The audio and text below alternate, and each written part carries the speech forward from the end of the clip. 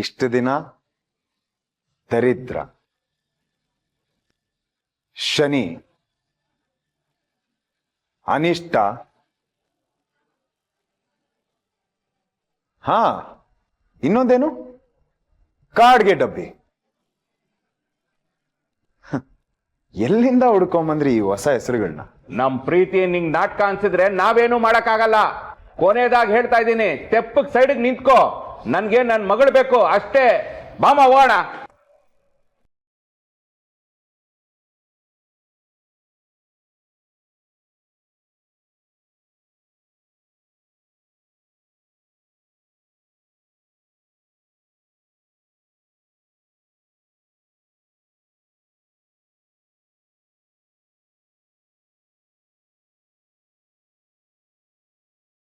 ಬಿಡೋ.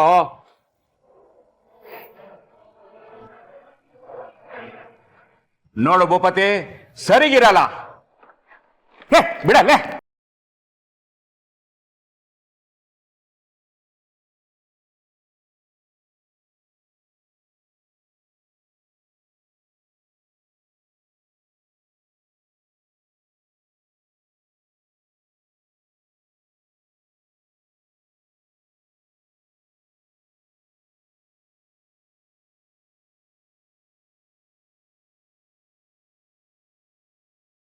ಏನೋ ನನ್ನ ಹತ್ರ ಗುಂಡಾಗಿರಿ ಮಾಡ್ತಾ ಇದ್ಯಾ?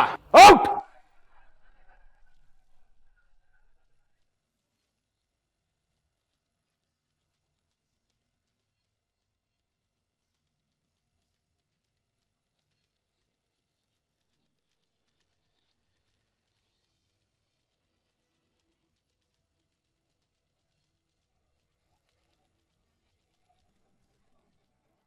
ನಿಮಗ್ ಹೇಗೆ ಇವಳು ನಿಮ್ಮನ್ನ ಅಪ್ಪ ಅಪ್ಪ ಅಂತ ಕರೆದಾಗ ಕೆಂಡ ಸುರ್ದಂಗ ಆಗ್ತಿತ್ತೋ, ಇವತ್ತು ನೀವಿಬ್ರು ಅವಳನ್ನ ಮಗಳು ಮಗಳು ಅಂದಾಗ ನನಗೆ ಅಸಹ್ಯ ಆಗ್ತಿದೆ. 23 ವರ್ಷದಿಂದ ಇಲ್ದೇ ಇರೋ ಪ್ರೀತಿ ಇವಾಗ ಎಲ್ಲಿಂದ ಹುಕ್ ಬರ್ತಿದೆ?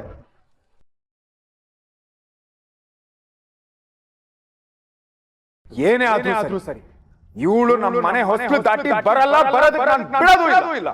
Get out!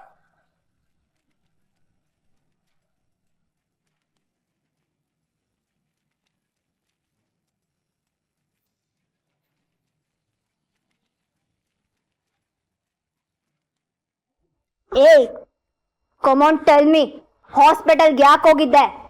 ಮ್ಯಾಮ್, ನೀನ್ ನಾಟಕ ಆಡೋದು, ಬೆಣ್ಣೆ ಹಚ್ದಂಗ್ ಮಾತಾಡೋದು, ಇದನ್ನೆಲ್ಲ ನಾನು ನಂಬ್ತೀನಿ ಅಂತ ಅನ್ಕೊಂಡಿದ್ಯಾ? ನನಗೆಲ್ಲಾನು ಅರ್ಥ ಆಗುತ್ತೆ, ಎಲ್ಲಾನು ಅಬ್ಸರ್ವ್ ಮಾಡ್ತೀನಿ.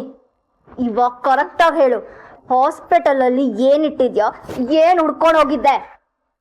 ಮ್ಯಾಮ್ ಮ್ಯಾಮ್, ಹುಡ್ಕೋದ? ಏನ್ ಮುಚ್ಚಿಟ್ಟಿದ್ರಿ ಅಂತ ನಾನು ಕೆದಕ್ತೀನಿ. ನನಗೆ ಪ್ರಶ್ನೆ ಮಾಡಬೇಡ. ಆಮೇಲೆ ಕೇಳಿದ್ದಕ್ಕೆ ಉತ್ತರ ಕೊಡು. ಹಾಸ್ಪಿಟಲ್ಗೆ ಯಾಕೆ ಹೋಗಿದ್ದೆ? ಅಯ್ಯೋ ಹಾಗಲ್ಲ ಮ್ಯಾಮ್, ಏನೇ ಮನೆ ಹಾಳು ಕೆಲಸ ಇದ್ರು, ಅದು ಮ್ಯಾಮ್ ಏನೇ ಕೆಲಸ ಇದ್ರು, ಏನೇ ಮಾಡ್ಬೇಕಿದ್ರು ನಾನೇ ಅಲ್ವಾ ಮಾಡೋದು, ಅದಕ್ಕೆ ಕೇಳಿದೆ. ಅಂತದ್ ಏನ್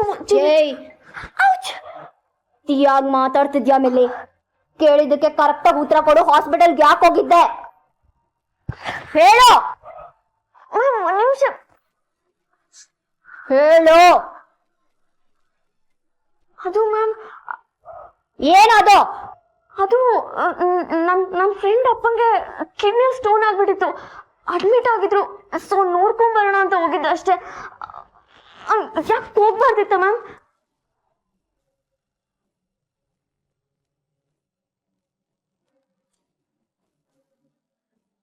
ಮ್ಯಾಮ್, ನಾನು ಅಲ್ಲಿಗೆ ಹೋಗಿದ್ಕು ನೀವಿಷ್ಟೊಂದು ಅಪ್ಸೆಟ್ ಆಗಿರೋದಕ್ಕೂ ಏನ್ ಸಂಬಂಧ ಅಂತ ಗೊತ್ತಾಗ್ತಿಲ್ಲ. ಅಲ್ಲಂತದ್ ಏನಿದೆ? ಏನಕ್ಕೆ ಈ ತರ ಕೇಳ್ತಿದ್ದೀರಾ? ಯಾಕಾದ್ರೂ ಕೇಳ್ತೀನಿ. It's none of your business. ನನಗೆ ಪ್ರಶ್ನೆ ಮಾಡೋಷ್ಟು ಧೈರ್ಯ ಬೆಳೆಸ್ಕೋಬೇಡ, ಆಮೇಲೆ ಸರಿಯಾಗಿ ಅನ್ಭವಿಸ್ತೀಯ. Sorry ma'am.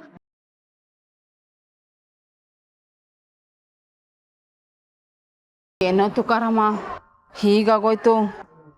ಕೈಗೆ ಬಂದಿತ್ತು, ಬಾಯಿಗೆ ಬರ್ದಿರೋ ಆಗೋಗೈತಲ್ಲೋ. ಇಲ್ಲ, ಅವನಿಗೆ ಅದಷ್ಟು ಅಕ್ರೇನೋ, ಹಾಳಾದವನು. ಎಷ್ಟು ಕೇಳ್ಕೊಂಡ್ರು ಅವಳನ್ನ ಕಳ್ಸಕ್ಕೆ ಒಪ್ತಿಲ್ಲ. ದರಿದ್ರದವಳು ಇವಳಾದ್ರೂ ಅಪ್ಪ ಕರಿತಿದ್ದಾನೆ, ನಾನು ಹೋಗ್ತೀನಿ ಭೂಪತಿ ಅಂತ ಒಂದ್ ಮಾತು ಹೇಳಲಿಲ್ಲ. ಇಷ್ಟಾದ್ರೂ ಒಂದ್ ಮಾತಾಡ್ದೆ ಮಳ್ಳಿ ತರ ಕೂತಿದ್ದಾಳೆ ಸುಮ್ನೆ. ಅಂತೂ ನಮ್ಮ 20 ಲಕ್ಷಕ್ಕೆ ಆಪತ್ ಬಂತು ಅಂತನ್ನು. ಹೋಗ್ಲಿ, ಆ ಶ್ವೇತಾ ಮೇಡಮ್ ಫೋನ್ ಮಾಡಿ ವಿಷಯ ತಿಳಿಸೋ. ಅವಳ ಕೈಲಿ ಬೇರೆ ಬೈಸ್ಕೊಂತೀಯಾ? ಮುಂದೇನ್ ಕತೆ ಅಂತ ಕೇಳಿ ನೋಡೋ. ಬೈದ್ರು ಬೈಸ್ಕೋಬೇಕು.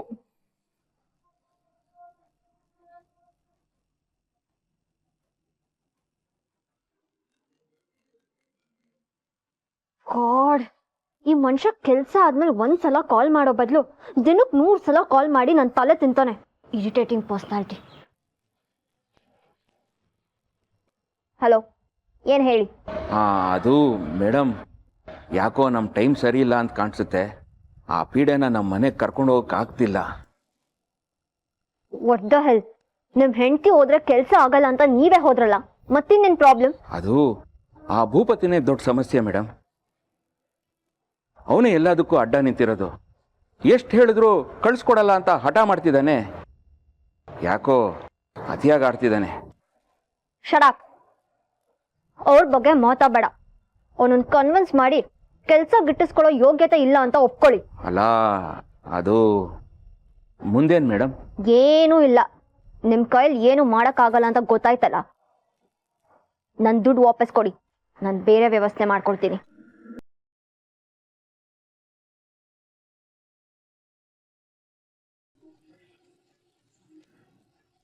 ದುಡ್ಡ?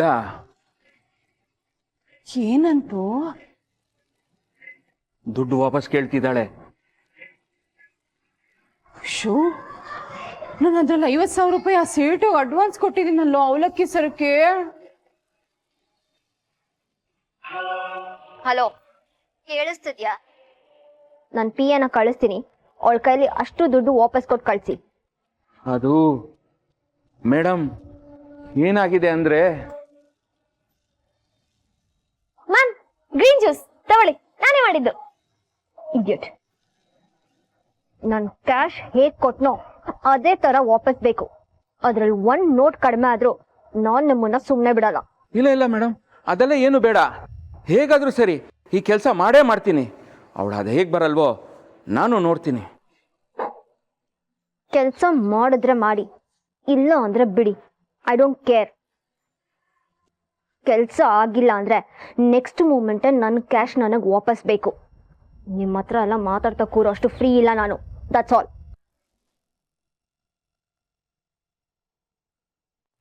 Dam this man. ಇವನಿಂದ ಆದ್ರೂ ಕೆಲಸ ಆಗುತ್ತೆ ಅಂತ ಅನ್ಕೊಂಡಿದ್ದೆ.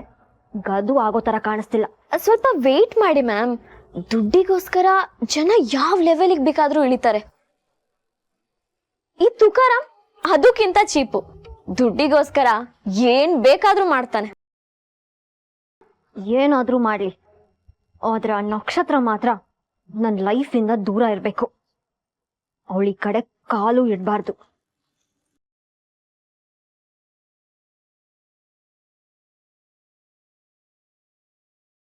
ನೀನೇನೋ ನಕ್ಷತ್ರನ ಕೈಲಿ ಮಾತು ತಗೊಂಡು ಅವಳೇನೋ ಮಾತಾಡದೆ ಸುಮ್ಮನೆ ಇರೋ ಹಾಗೆ ಮಾಡಿದೆ.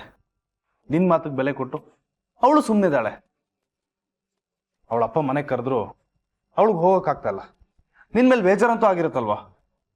ಹೌದು ಬ್ರೋ, ಖಂಡಿತ ಬೇಜಾರಾಗಿರುತ್ತೆ. ಆದರೆ ನೀನೆಲ್ಲಿ ಬೇಜಾರು ಮಾಡ್ಕೋತೀಯ ಅಂತ ಅವಳು ಹೇಳಿರಲ್ಲ ಅಷ್ಟೇ. ಇವನ್ ಯಾಕೆ ಇಷ್ಟೊಂದು ಹಠ ಮಾಡ್ತೀಯಾನೆ ಅಂತ ನಿಮಗೆ ಅನ್ನಿಸ್ತಿರ್ಬೋದು. ಆದ್ರೆ ಆ ಮನೇಲಿ 5 ತಿಂಗಳು ಇದ್ದು ಬಂದವನು ಕಂಡ್ರು. ಆ ಮನುಷ್ಯ ನಕ್ಷತ್ರಂಗೆ ಎಷ್ಟೆಲ್ಲ ತೊಂದರೆ ಕೊಟ್ಟ, ಎಷ್ಟೆಲ್ಲ ಕಣ್ಣೀರಿಡಿಸ್ತಾ ಅಂತ ನನಗ್ ಗೊತ್ತು ಕಣು. ಖಂಡಿತವಾಗ್ಲೂ ಅವರಿಬ್ಬರದು ಏನೋ ಒಂದು ಪ್ಲಾನ್ ಇದೆ. ಅದ್ ನನಗ್ ಚೆನ್ನಾಗಿ ಗೊತ್ತಾಗ್ತಿದೆ. ಇವಳಲ್ಲಿ ಹೋಗಿ ಸಿಕ್ಕಾಕೊಂಡು ಒದ್ದಾಡೋ ಬದಲು ಎಷ್ಟು ಬೇಜಾರು ಮಾಡ್ಕೊಬೇಕು, ಇವತ್ತೊಂದು ದಿನ ಬೇಜಾರು ಮಾಡ್ಕೊಂಡ್ಬಿಡ್ಲಿ. ನಕ್ಷತ್ರ, ಇವ್ರು ಮತ್ತೆ ಬಂದ್ರ? ಬ್ರೋ ಬರ್ಲಿ ಬಿಡು, ನಾನೇ ಮಾತಾಡ್ತೀನಿ. ನಕ್ಷತ್ರ, ನಕ್ಷತ್ರ, ನಕ್ಷತ್ರ? ಮಗಳೇ, ಎಲ್ಲಿದ್ಯಮ್ಮ? ನಕ್ಷತ್ರ ಛತ್ರ ಏ ಭೂಪತಿ ಎಲ್ಲ ನನ್ ಮಗಳು ಎಲ್ ಬಚ್ಚಿಟ್ಟಿದ್ಯಾ? ಬಚ್ಚಿಡೋದಕ್ಕೆ ನಾನು ಕಳ್ಳನೂ ಅಲ್ಲ, ಅವಳನ್ನ ಕದ್ಕೊಂಡೂ ಬಂದಿಲ್ಲ. ನಿಮ್ ಮುಂದೆನೆ ನಿಮಗೆ ಹೇಳೇ ಕರ್ಕೊಂಬಂದಿದ್ದೀನಿ. ಮರ್ತ್ಬಿಟ್ರ? ಆ ಮಾತಲ್ಲ ಇವಾಗ ಬೇಡ. ಅವಳನ್ನ ಮರ್ಯಾದೆಯಿಂದ ವಾಪಸ್ ಕಳ್ಸು. ನಮ್ ಮಗಳು ನಮ್ಮ ಮನೇಲಿ ಇದ್ರೆ ಚಂದ, ಕಂಡವ್ರ ಮನೇಲಿ ಇದ್ರೆ ಅವಳ ಭವಿಷ್ಯ ಏನಾಗ್ಬೇಡ. ಅದ್ರ ಬಗ್ಗೆ ಬೇರೆ ಯೋಚನೆ ಮಾಡ್ತೀರಾ ನೀವು? ಅವತ್ತು ನಡು ರಾತ್ರಿಲಿ ಒಂಟಿ ಹುಡುಗಿನ ಮನೆಯಿಂದ ಹೊರಗಡೆ ಕತ್ತಿ ಹಿಡಿದು ದಬ್ಬದ್ರಲ್ಲ, ಅವಾಗೆಲ್ಲೋಗಿತ್ತು ಈ ಭವಿಷ್ಯ? ಯಾವತ್ತೋ ನಡೆದಿದ್ದನ್ನ ಹಿಡ್ಕೊಂಡು ವಾದ ಮಾಡಬೇಡ ಭೂಪತಿ. ನಾವು ಮಾಡಿದ ತಪ್ಪು ಸರಿ ಮಾಡ್ಕೋಬೇಕು ಅಂತಲೇ ನಮ್ಮ ಮಗಳನ್ನ ವಾಪಸ್ ಕರ್ಕೊಂಡು ಹೋಗ್ತಿರೋದು. ಎಲ್ಲದಕ್ಕೂ ಮಧ್ಯ ಬಂದು ದೊಡ್ಡಕ್ಕೆ ತೋರಿಸ್ಬೇಡ.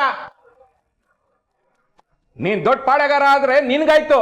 ಮರ್ಯಾದೆಯಿಂದ ನನ್ನ ಮಗಳನ್ನ ವಾಪಸ್ ಕಳ್ಸು. ನೋಡಿ, 1000 ಸಲ ಕಳ್ಸು ಅಂತ ಹೇಳಿದಿರ, 1000 ಸಲ ಕಳ್ಸೋಣ ಅಂತ ನಾನು ಹೇಳಿದೀನಿ. ಇನ್ನೇನು ಅಮ್ಮ ಬರೋ ಹೊತ್ತು. ಅವ್ರು ಬಂದು ನಿಮ್ ಮರ್ಯಾದೆ ನೀವೇ ಕಳ್ಕೊಳಕ್ಕಿಂತ ಮುಂಚೆ ಸುಮ್ಮನೆ ಹೊರಟ್ರೆ ನಿಮ್ಗೆ ಒಳ್ಳೇದು.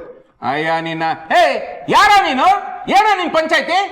ಈಗ ಜಾಸ್ತಿ ಕೊಪ್ ತೋರಿಸಿದ್ರೆ ನೀನ್ ಯಾರು ಅಂತ ನೋಡ್ದೆ.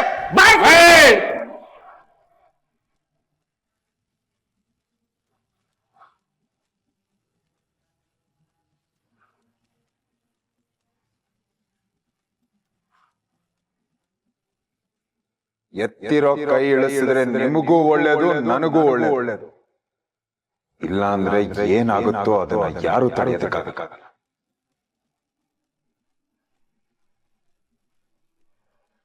ಬದುಕ್ಬೇಕು ಅನ್ನೋ ಆಸೆ ಇದ್ರೆ ಬಾಯಿ ಮುಚ್ಕೊಂಡು ವಾಪಸ್ ಹೋಗ್ಬೇಕು.